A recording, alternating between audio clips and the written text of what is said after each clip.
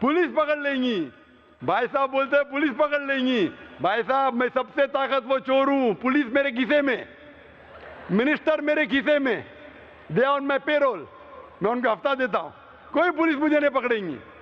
आम चोर होगा तो पुलिस पकड़ेंगी, मैं बहुत ताकतवर चोर हूं, पुलिस मेरे खीसे में, मिनिस्टर मेरे खीसे में। आप एक वजह बताओ कि क्यों चोरी करना बुरी बात है और मैं छोड़ दूंगा।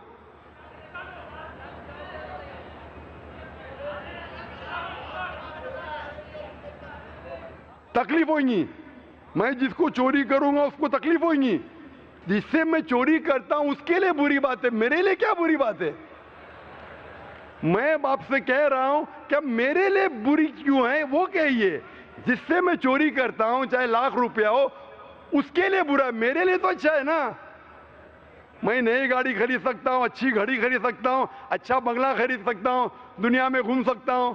अगर मैं चोरी करता हूं 2 लाख 5 लाख 10 लाख तो मेरे लिए तो अच्छी बात है ना। मैं ये कहना चाहता हूं, आप बताइए मुझे मेरे लिए क्यों बुरी है और मैं चोरी करना छोड़ दूंगा।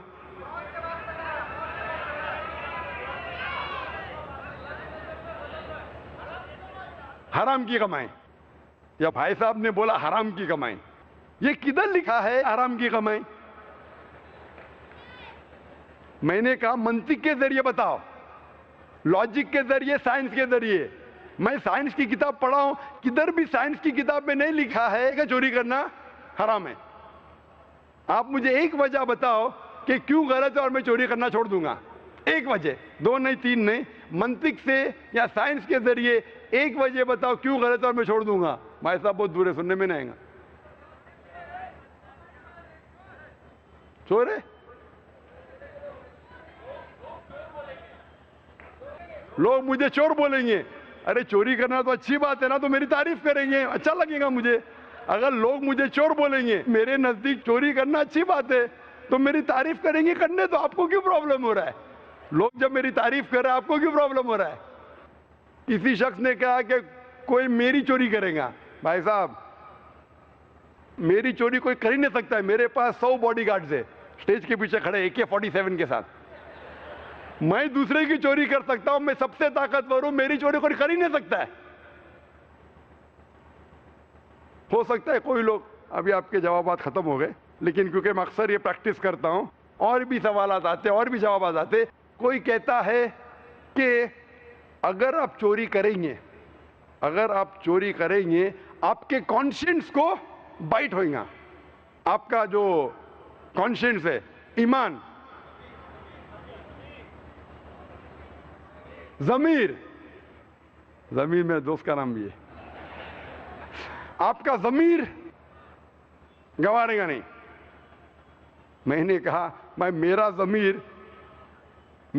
ज़मीर मबनी है मंतिक पे और साइंस के। मेरा ज़मीर में कोई प्रॉब्लम नहीं होता है, मैं साइंटिफिक आदमी हूं। आपका ज़मीर कहता आप मत चोरी करो, मेरा ज़मीर तो कहता है भाई साइंस के बुनियाद पे चोरी करना गलत नहीं है। आपका ज़मीर होता आप मत करो, मेरा ज़मीर तो कहता है भाई साइंस और मंतिक के हिसाब से चलो। कोई कहेगा ये ह्यूमैनिटी के खिलाफ है, इंसानियत के खिलाफ है। मैं कहता हूं किसने लिखा ये किताब इंसानियत? मेरे लिए तो अच्छी बात है, मैं चोरी कर सकता हूं, घूमने जा सकता हूं, बंगला खरीद सकता हूं, गाड़ी खरीद सकता हूं, क्या बुरी बात है? मंतिक के जरिए ये साबित करना मुश्किल है। अभी हम अपना साइड अदला बदली करते हैं, बदलते हैं। आप वो है नास्तिक, मिसाल के तौर पे चोर या बड़े डाकू, और मैं एक मुसलमान हूं, छोटा सा दाई जाकिर। मैं मानता हूं, मैं अगर कहूंगा उससे कि पुलिस पकड़ेंगे, वो कहेगा पुलिस मेरे खीसे में, मिनिस्टर मेरे खीसे में। आपकी कोई चोरी करेगा, वो कहेगा मेरे कोई चोरी कर ही नहीं सकता है, मेरे पास 100 बॉडीगार्ड है। कोई कहेगा अरे वो बेचारे को तकलीफ हो रही है, वो कहेगा उसको तकलीफ होती होने दो, मुझे तो फायदा है तो मैं चोरी करूंगा। मैं कहूंगा कि आपका ज़मीर नहीं गंवारेगा, मेरा ज़मीर तो कहता है मंतिक के हिसाब से चलो। ये जो भी आप उससे कोशिश करेंगे साबित करने के लिए, मुमकिन ही नहीं कि आम मंतिक और आम साइंस और टेक्नोलॉजी के जरिए आप साबित कर सके कि चोरी करना गलत है। लेकिन अगर आप कुरान का सहारा लेंगे, اور سب سے پہلے کانفرنس میں تقریر کیا تھا از دا قرآن گاڈز ورڈ؟ کیا قرآن اللہ کا پیغام ہے؟ اور اس میں ثابت کیا ہوں سائنس اور ٹیکنالوجی کے ذریعے اللہ سبحانہ و تعالیٰ کا وجود، اور سائنس کے ذریعے اور قرآن کے ذریعے، قرآن سائنس کے اوپر ہے، قرآن کے ذریعے کیونکہ وہ ڈاکو سائنس میں مانتا ہے، میں قرآن کے ذریعے سائنس کی مدد لیتے ہوئے اس ڈاکو کو یہ ثابت کروں گا کہ اس کائنات کا بنانے والا، اس کا خالق، اس کا مالک، اس کا رب ہے اللہ سبحانہ و تعالیٰ۔ مثال ایک ہی دوں گا، نہیں تو اس کے اندر ہی پوری تقریر ہو جائیں گی۔ میں اس سے پوچھوں گا یہ کائنات وجود میں کیسی آئے؟ تو وہ جو ڈاکو ہے، چور ہے، کہیں گا کہ بگ بینگ کے ذریعے۔ سائنسدان یہ کہتے ہیں کہ ہماری ساری کائنات ایک گولا تھی، اٹ واز پرائمری نیبولا، ایک دھماکہ ہوا، اس کے ذریعے گیلیکسیز آئے، ستارے، چاند، سورج اور یہ زمین۔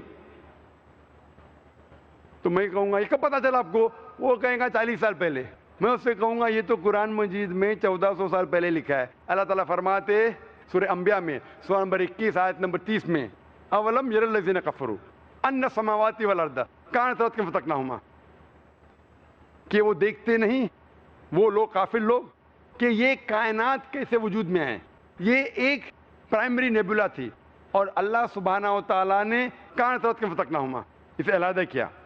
وہ جو اب بگ بینگ کہہ رہے ہیں، یہ قرآن مجید میں اس کا ذکر آتا ہے ایک نٹشل میں، ایک آیت میں، سورہ انبیاء سورہ نمبر 21 آیت نمبر 30 میں۔ یہ 1400 سال پہلے اس کا ذکر ہو چکا ہے۔ اسی طریقے سے میں کہوں گا اور سورج کے بارے میں، چاند کے بارے میں، biology, zoology, geology, botany, astronomy, embryology, آخر میں اسے قبول ہی کرنے پڑے گا کہ اس قرآن کا جو لکھک ہے وہ ہے اللہ سبحانہ و تعالیٰ۔ پہلا میں ثابت کروں گا اس چور کو اللہ سبحانہ و تعالیٰ کے بارے میں، اور پھر اسے پتہ لگے گا سب سے طاقتور ہے اللہ سبحانہ و تعالیٰ۔ جب میں ثابت کر لوں گا کہ اللہ سبحانہ و تعالیٰ کا وجود اور سب سے طاقتور اللہ ہے، پھر میں پوچھوں گا اگر کوئی تمہارے ساتھ ناانصافی کرے گا، اگر کوئی تمہارے ساتھ، اگر تمہارے گھر کے خواتین کے ساتھ کوئی غلط کام کرے گا تو آپ انصاف نہیں چاہیں گے؟ وہ کہیں گا بے شک ہم چاہیں گے، ہر انسان چاہیں گا کہ انصاف ہو۔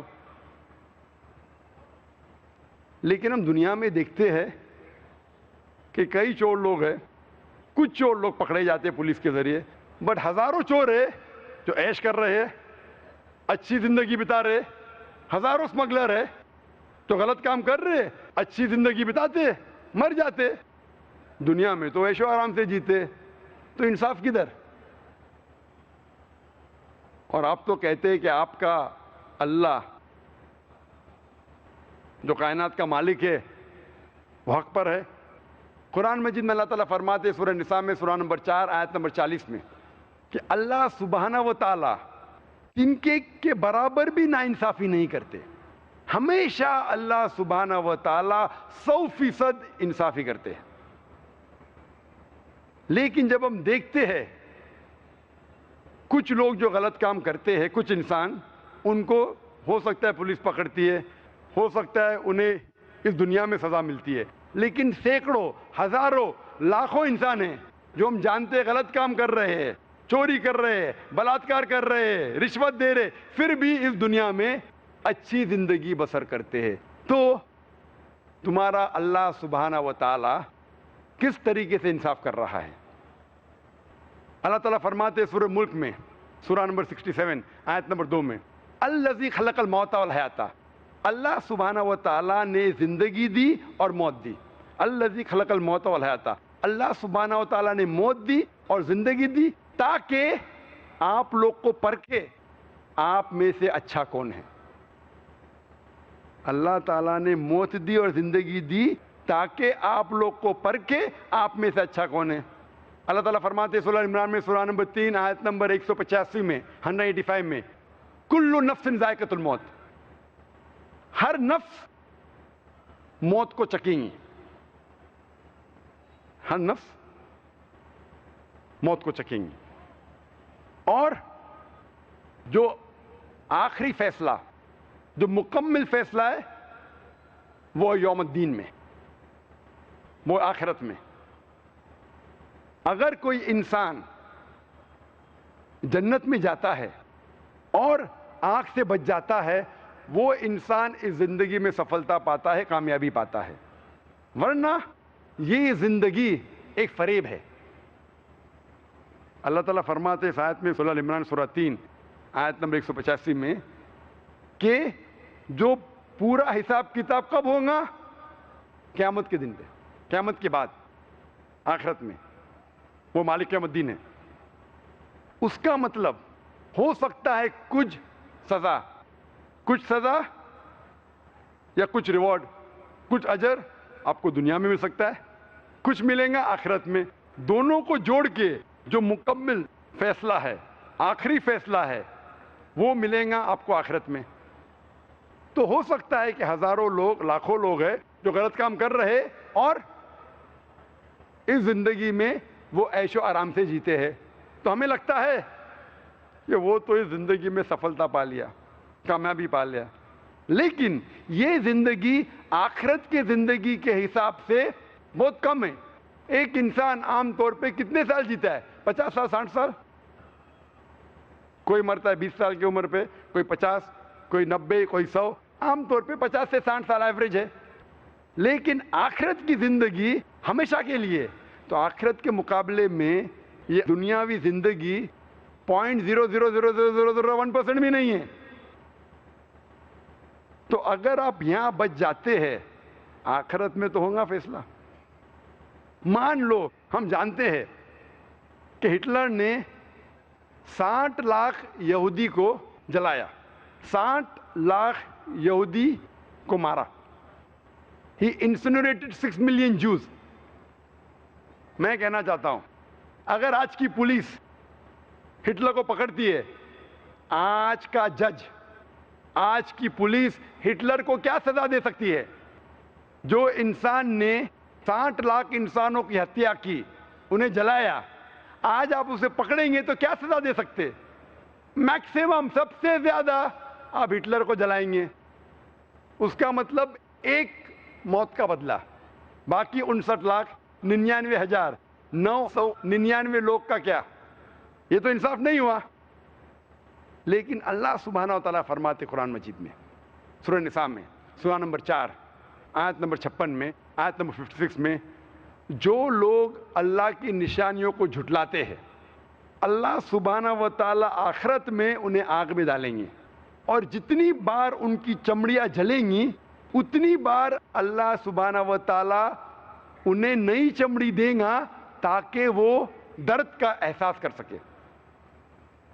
اللہ تعالیٰ فرماتے ہیں کہ جو اللہ کی نشانیوں کو جھٹلاتا ہے، اللہ تعالیٰ انہیں آخرت میں آگ میں ڈالیں گے، اور جتنے بار ان کی چمڑیاں جلیں گی اتنے بار نئی چمڑی دیں گے تاکہ وہ درد کا احساس کر سکے۔ آج سائنس یہ کہتی ہے کہ درد کا احساس برین کے علاوہ دیر آر پین ریسیپٹر چمڑی میں ہے، جب پین ریسیپٹر جل جاتے تو درد کا احساس ہوتا ہی نہیں۔ اور جب کوئی انسان آتا ہے برن انجری سے، ہم ڈاکٹر لوگ پن لیتے اور ٹیسٹ کرتے، اگر اس انسان کو درد ہوا ہم خوش ہے، اٹ از سپرفیشل برن، اوپر سے جل گیا ہے۔ اگر اسے درد کا احساس نہیں ہوتا ہے ہمیں دکھ ہوتا ہے، it is a deep burn, اس کے پین ریسیپٹر جل چکے ہیں۔ اللہ تعالیٰ فرماتے ہیں ہم انہیں آگ میں ڈالیں گے، جتنی بار ان کی چمڑی جلیں گی نئی چمڑی دیں گے تاکہ وہ درد کا احساس کر سکے۔ اللہ تعالیٰ اگر چاہے 60 لاکھ بار ہٹلر کو جلا سکتا ہے، چاہے تو 60 لاکھ بار نہیں 6 کروڑ ٹائم جلا سکتا ہے۔ اس دنیا میں ہم انہیں سزا دے ہی نہیں سکتے۔ اسی لیے اگر کسی شخص کو یہ ثابت کرنا ہے، یہ بتانا ہے کہ چوری کرنا غلط ہے، بلاತ್ಕಾರ کرنا غلط ہے، اسے خدا میں پہلے ماننا چاہیے۔ لیکن صرف خدا میں ماننا کافی نہیں ہے، خدا کے ساتھ ساتھ آخرت میں ماننا ضروری ہے، کیونکہ اگر آخرت نہیں تو پھر جسٹس کہاں ملیں گی؟ خدا میں ماننے کے علاوہ آخرت کی زندگی میں ماننا فرض ہے، کیونکہ صرف آخرت کی زندگی کے ذریعے میں آپ کو بتا سکوں گا کہ چوری کرنا غلط ہے، ڈاکہ ڈالنا غلط ہے، زنا کرنا غلط ہے، بلاತ್ಕಾರ کرنا غلط ہے، کیونکہ اگر آپ یہاں چھوٹ جائیں گے اس موت کے بعد کی زندگی میں آپ نہیں چھوٹیں گے۔ اسی لیے اگر ہم سب جانتے ہیں کہ چوری کرنا غلط ہے، بلاತ್ಕಾರ کرنا غلط ہے، یہ صرف آخرت کی زندگی، موت کے بعد کی زندگی میں اگر یقین ہے پھر ہی آپ ثابت کر سکیں گے کہ چوری کرنا غلط ہے، ورنہ ممکن ہی نہیں ہے۔ 16واں غلط فہمی جو غیر مسلمانوں کو اسلام کے تعلق سے وہ یہ ہے کہ اسلام میں خواتین کو ذلیل کیا جاتا ہے، ان کے حقوق نہیں دیے جاتے، اسی لیے وراثت کے معاملات میں جب وراثت کا بٹوارا ہوتا ہے تو خواتین کو آدھا حصہ ملتا ہے مرد کے مقابلے میں۔ وراثت کے تعلق سے، میراث کے تعلق سے قرآن مجید میں کئی آیتیں ہیں۔ سورہ بقرہ سورہ نمبر 2 آیت نمبر 180، سورہ بقرہ سورہ نمبر 2 آیت نمبر 240، سورہ نساء سورہ نمبر 4 آیت نمبر 7 سے 9، سورہ نساء سورہ نمبر 4 آیت نمبر 19، سورہ نساء سورہ نمبر 4 آیت نمبر 33 اور کئی آیتیں ہیں۔ لیکن جو دو اہم آیتیں ہیں جس میں وراثت کا بٹوارا لکھا ہے، کتنا حصہ ملنا چاہیے ہر ایک کو، وہ سورہ نساء سورہ نمبر 4 آیت نمبر 11 اور 12 اور سورہ نساء سورہ نمبر 4 آیت نمبر 176۔ اللہ تعالیٰ فرماتے ہیں سورہ نساء میں سورہ نمبر 4 آیت نمبر 11 اور 12 میں کہ جب بھی آپ اپنے وراثت کا بٹوارا کرتے ہیں اس کے تعلق سے آپ کے بیٹے کو ملنا چاہیے بیٹی سے ڈبل، دگنا۔ اگر صرف ایک بیٹی ہے تو اسے ملنا چاہیے آدھا، اگر 2 سے زیادہ بیٹی ہے تو اسے بانٹنا چاہیے 2/3 حصے میں۔ اور اس کے آگے لکھا ہے کہ اگر آپ کے بچے ہیں تو والدین کا حصہ 1/6، اور اگر کوئی بھی بچے نہیں ہیں تو والدہ کا حصہ ہے 1/3۔ لیکن اگر بھائی بہن ہیں تو ان کا حصہ ہے 1/6۔ یہ سارے حصے قرض چکانے کے بعد دیے جانے چاہیے۔ اللہ تعالیٰ فرماتے ہیں سورہ نساء میں سورہ نمبر 4 آیت نمبر 12 میں جو آپ کے بیویوں آپ کے لیے چھوڑتے ہیں آپ کا حصہ ہے آدھا اگر کوئی بھی بچے نہیں ہیں، اور آپ کا حصہ 1/4 اگر آپ کے بچے ہیں۔ جو آپ کی بیویوں کے لیے چھوڑتے ہیں آپ کے بیویوں کا حصہ ہے 1/4 اگر کوئی بچے نہیں ہیں اور 1/8 اگر بچے ہیں، اور اس طریقے سے بھائی کا حصہ، بہن کا حصہ آج کمپلیٹ ہوتی۔ عام طور پہ میں مانتا ہوں کہ اکثر خواتین کا حصہ مرد کے مقابلے میں آدھا ہے، لیکن کئی بار برابر بھی ہے اور زیادہ بھی ہے۔ جیسے والدین کا حصہ اگر بچے ہے تو دونوں کو ملتا ہے 1/6، اور اگر ایک عورت کا انتقال ہوتا ہے اور اس کے کوئی بچے نہیں ہیں تو اور کوئی بھائی بہن نہیں ہیں تو ماں کو ملتا ہے 1/3 اور باپ کو ملتا ہے 1/6۔ مطلب یہاں والدہ کو ڈبل مل رہا ہے والد کے مقابلے، کچھ وقت خواتین کو ڈبل بھی ملتا ہے، لیکن میں ماننے کو تیار ہوں اکثر خواتین کو مرد کے مقابلے میں ملتا ہے آدھا۔ مثال کے طور پہ بہن اور بھائی کا حصہ بہن سے ڈبل ہے، بیوی اور شوہر کا حصہ بیوی سے ڈبل ہے۔ اس کی کیا وجہ ہے؟ جیسے میں نے کہا کہ اسلام میں ساری معاشی ذمہ داری مرد کے کندھوں پہ اللہ سبحانہ تعالیٰ نے ڈالی ہے۔ شادی کے پہلے خواتین کے والد اور اس کے بھائی کی ذمہ داری ہے، اور شادی کے بعد اس خواتین کے شوہر، اس خاتون کے شوہر یا اس کے بیٹے کی ذمہ داری ہے اس کا کھانا پینا، روٹی، کپڑا، مکان، ساری معاشی چیزوں کے ذمہ دار ہے مرد۔ ابھی اگر اللہ سبحانہ و تعالیٰ نے معاشی ذمہ داری ڈالی مرد کے کندھوں پہ تو یہ ظاہر ہے کہ مرد کا حصہ زیادہ ہوگا۔ مثال کے طور پہ اگر ایک شخص کا انتقال ہوتا ہے اور باقی رشتہ داروں کو حصہ ملنے کے بعد بچ جاتا ہے 1.5 لاکھ روپیہ، اور اس کے پاس ایک بیٹا ہے اور ایک بیٹی ہے.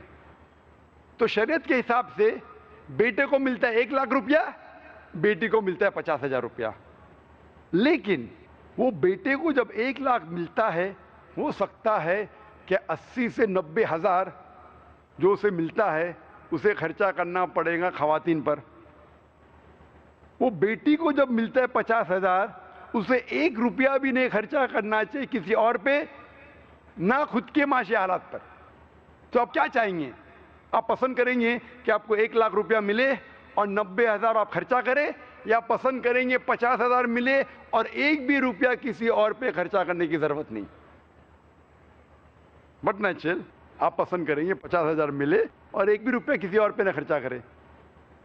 تو اسی لیے اسلام میں جب اللہ سبحانہ و تعالیٰ نے معاشی ذمہ داری, فائنینشیل برڈن جب مرد کے کندھوں پہ ڈالی, اسی لیے اللہ تعالیٰ اسے وراثت میں ڈبل دیتے ہیں. اگر یکساں دیں گے تو مجھے ایک لیکچر دینے پڑے گا مرد کے حقوق کے بارے میں. 18واں سوال جو غیر مسلمان پوچھتے اسلام کے متعلق, سب سے عام سوال 18واں, وہ یہ ہے اسلام میں ایک اللہ سبحانہ و تعالیٰ ہے, ایک آخری رسول ہے, ایک قرآن ہے, تو مسلمان فرقوں میں کیوں بٹ گئے؟ مسلمان فرقوں میں کیوں بٹے؟ اس کا جواب ہے اللہ تعالیٰ فرماتے سورہ عمران میں, سورہ نمبر 3 آیت نمبر 103 میں, وَاعْتَصِمُوا بِحَبْلِ اللَّهِ جَمِيعًا وَلَا تَفَرَّقُوا.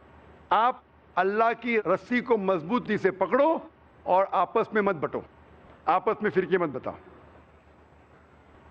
اللہ کی رسی کیا ہے؟ اللہ کی رسی ہے قرآن. اللہ تعالیٰ فرماتے کہ آپ قرآن کو مضبوطی سے پکڑو اور آپس میں مت بٹو. اللہ تعالیٰ فرماتے سورہ نساء میں سورہ نمبر 4 آیت نمبر 59 میں, اطیعوا اللہ اطیعوا رسول, اللہ کی اطاعت کرو, اللہ کے رسول کی اطاعت کرو. اگر ہم قرآن اور صحیح حدیث کو مضبوطی سے پکڑے اور آپس میں بٹوارا نہ کرے تو انشاءاللہ ہم صحیح راستے پہ رہیں گے.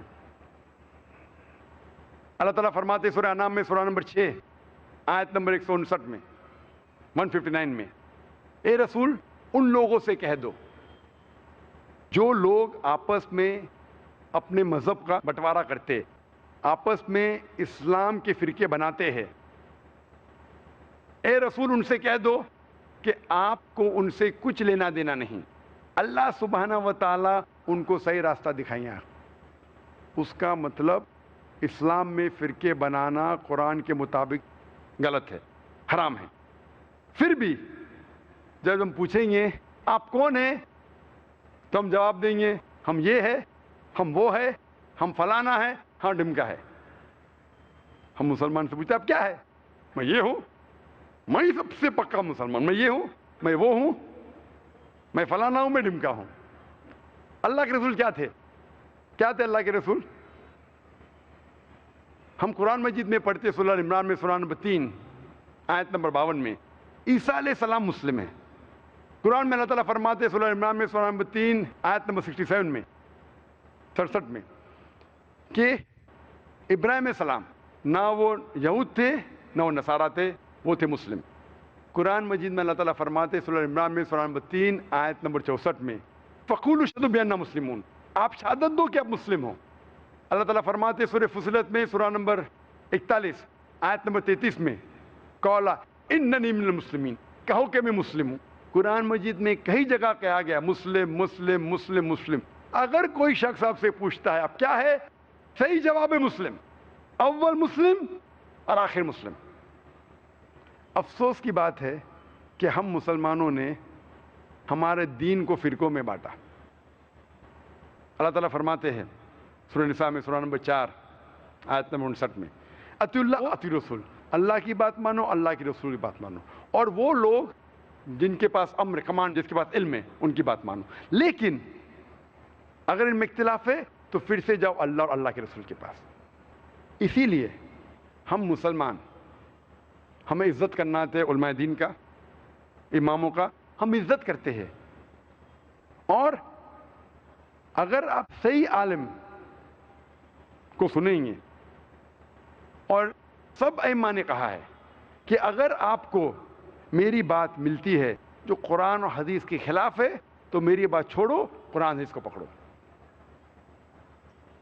اسی لیے ہم مسلمانوں کو قرآن اور حدیث کی بات ماننا چاہیے، علماء دین کا احترام کرنا چاہیے، ائمہ کا احترام کرنا چاہیے، اور سارے ائمہ اور سارے صحیح علماء دین ہمیں قرآن کی طرف لے کے جاتے اور صحیح حدیث کی طرف لے کے جاتے۔ اسلام میں فرقے بنانا غلط ہے۔ کوئی کہیں گا کہ اللہ کے رسول نے کہا، حدیث ہے، صحیح حدیث ہے، سنن ابو داؤد کی مجموع نمبر 3 حدیث نمبر 4579 کہ اللہ کے رسول نے کہا کہ اسلام میں there will be 73 sects، 73 فرقے ہوں گے۔ اور ایک حدیث ہے ترمذی کی جہاں اللہ کے رسول نے کہا کہ اسلام میں 73 فرقے ہوں گے اور صرف ایک ہی فرقہ جنت میں جائے گا۔ صحابہ نے پوچھا یا رسول کون لوگ جائیں گے؟ تو انہوں نے کہا وہ لوگ جو میری بات مانتے ہیں اور اس جنریشن کی جو قرآن اور حدیث پہ عمل کرتے، تو وہ لوگ جو قرآن اور حدیث کی بات پہ مانتے ہیں وہ لوگ جنت جائیں گے۔ تو اسلام میں فرقے بنانا غلط ہے۔ 19واں عام سوال جو غیر مسلمان کرتے ہیں اسلام کے متعلق وہ یہ ہے کہ اسلام جب اتنا اچھا مذہب ہے تو ہم دیکھتے مسلمان غلط کام کیوں کرتے؟ ہم دیکھتے مسلمان دہشت گردی کرتے، مسلمان چوری کرتے، کیوں؟ یہ غلط فہمی ہے۔ اس کی اہم وجہ ہے کہ جس طریقے سے میڈیا اسلام کو پیش کرتی ہے اس طریقے سے غیر مسلمانوں کے ذہن میں مسلمان کے بارے میں پکچر پینٹ ہوتا ہے۔ جس طریقے سے وہ میڈیا میں دیکھتی ہے اس طریقے سے ان کا ذہن بنتا ہے مسلمان کیسے لوگ ہیں۔ میرے نزدیک اس غلط فہمی کی ذمہ دار ہے میڈیا، کیونکہ میڈیا کیا کرتی ہے؟ Media they pick up the black sheep of the Muslim community and they portray as those the exemplary Muslim۔ وہ کیا کرتی ہے کہ جو مسلمان جو اسلام کو فالو نہیں کر رہے، اسلام کا کہنا نہیں مانتے، اس مسلمان کو میڈیا پیش کرتی ہے اس طریقے سے جیسے وہ ایک عام مسلمان ہے۔ اور اب اکثر دیکھیں گے میڈیا میں جب رپورٹس آتے، جس طریقے سے میڈیا رپورٹ کرتی ہے، مثال کے طور پہ آپ کو پتا ہے کہ 1995 میں اوکلاہوما بومبنگ جب ہوا تھا، جو سب سے خطرناک اٹیک 9/11 کے پہلے جو امریکہ میں ہوا تھا، اس سے 150 سے زیادہ لوگ کی ہتیا ہوئی تھی، ہیڈ لائنز تھا پیپر میں Middle East conspiracy, Middle East conspiracy, Middle East conspiracy, کئی ہفتوں تک۔ اس کے بعد پتا چلتا ہے کہ 2 امریکن سولجرز اس کے ذمہ دار تھے۔ پھر آتا ہے ایک بار پیپر میں، بعد میں وہ نیوز غائب۔ اتنا بدنام کر چکے میڈیا ہفتوں تک کہ مسلمان نے کیے، پکڑا جاتا ہے، دوشی تھا کرسچن، ایک بار 2 بار نیوز میں آتا ہے، وہ نیوز غائب۔ ہم پڑھتے نیوز پیپر میں انڈیا کے کہ حیدرآباد میں ایک 50 سال کا عرب مسلمان 18 سال کی لڑکی سے شادی کیا، ہیڈ لائنز۔ دوسری نیوز 50 سال کا غیر مسلمان 6 سال کی لڑکی کا بلاತ್ಕಾರ